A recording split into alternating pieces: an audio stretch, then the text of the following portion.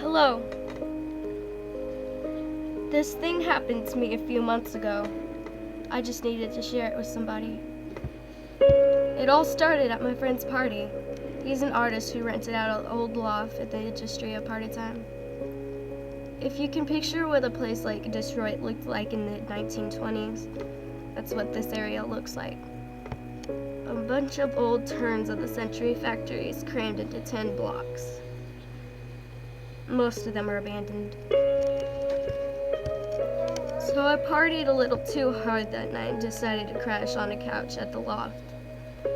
I wake up at about 4 a.m. The sun wasn't up yet, but you could still make things out with the dim blue light.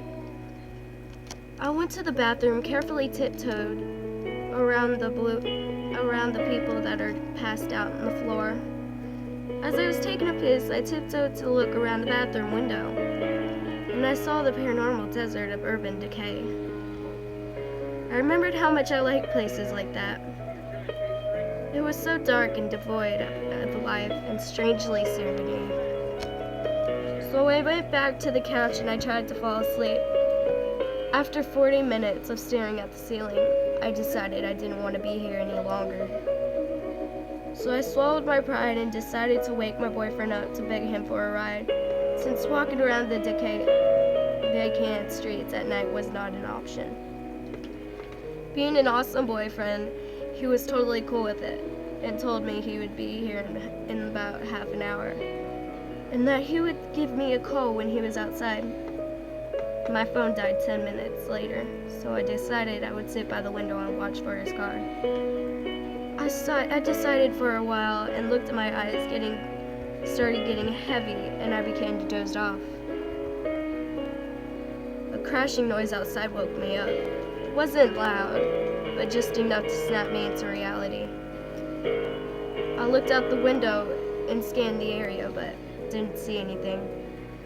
Across the street from the loaf, near a mountain of garbage bags and one of those humongous dumpsters, I see a computer and a monitor smashed against the floor that hadn't been there before.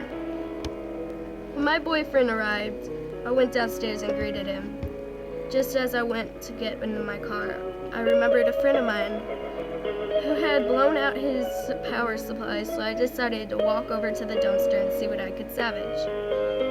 The monitor was worthless, but the tower seemed to have suffered almost no damage, so I put it in the trunk and we drove off.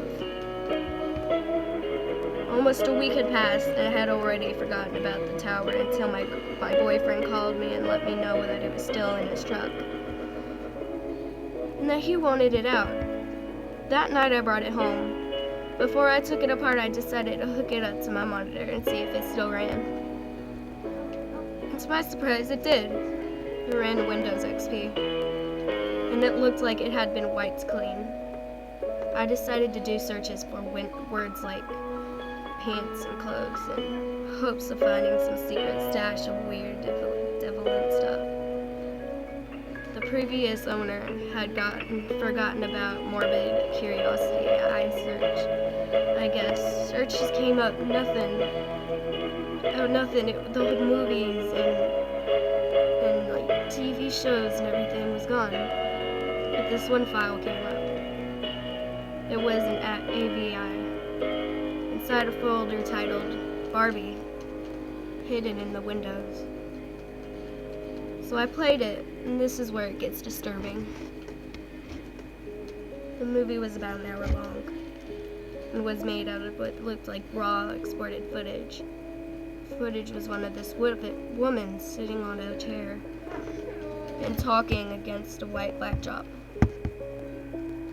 I skipped through most of the movie, and it was all the same continuous shots, and I decided to sit throughout the movie and watch what she was talking about. 15 seconds into the footage, the audio gets completely bad, and her voice is drowned in harsh, static background noise. I couldn't make out a thing. So I imported the footage into the final cut and tried to mess with the levels so insulate her voice. It helped a little, but I still couldn't hear her. what she was saying, I was disappointed that she began to cry. Hysterical for the direction of the film. One of the words worst I could slip and read skin. She repeats this word many times through the footage, and once she pulls her skin from her arm, mouths the words. She seems to be unhappy with her skin. This is much more. I had to get off my chest, but it's getting late and I can't go on. I will share the rest tomorrow. God save my soul.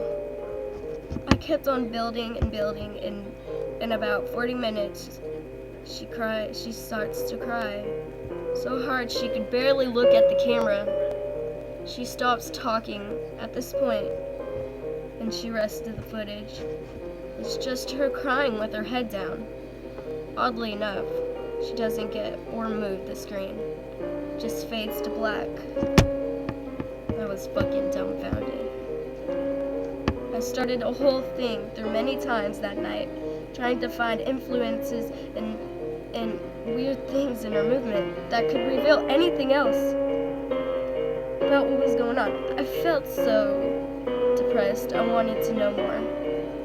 That's when I noticed that there was about 10 more minutes left on this timeline after the screen went black. In about 2 minutes, and there was more footage.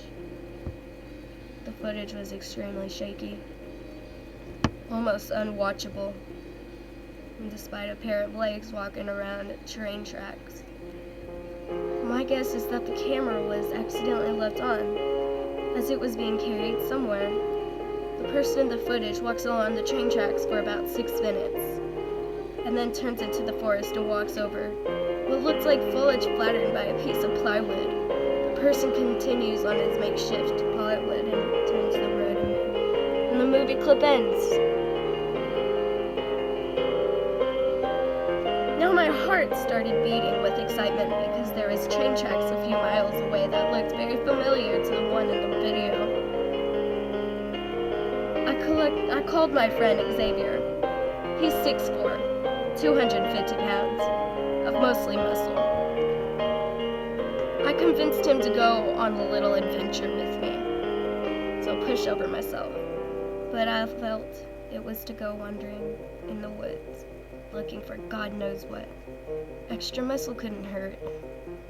This whole idea of investigating this video had me so excited I couldn't sleep.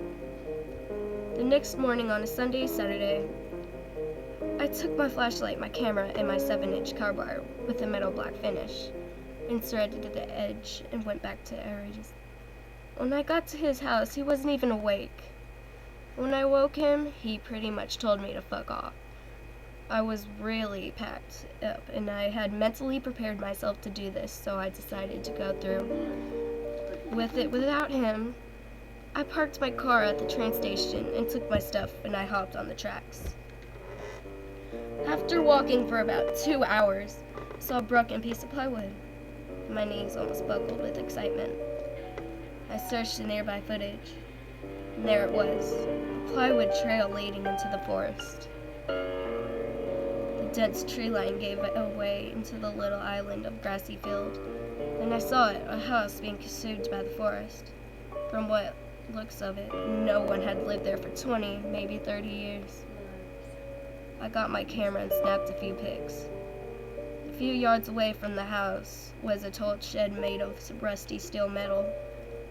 I sat among the trees for a while, absorbing everything. I didn't want to go into the open field. I had this bad feeling that something would see me. It took me a while to muster the courage to go up to the house. The door was partly open. I pushed it with the flashlight and was revealed that the inside was actually very well lit. I put my flashlight away, got my camera, and took a few more pics. There was no furniture. The floor was ribbed, and the bricks and the wooden rubble all off of the walls had huge holes in them. And I went further to explore. I saw some things that I didn't pay much attention. But now that I think about them, in hindsight, they greatly disturbed me. The first thing that seemed a little odd was that one of the doors in the first room that I presumed led to the basement seemed a little too new to be in this house. It was also the door with the house that was locked.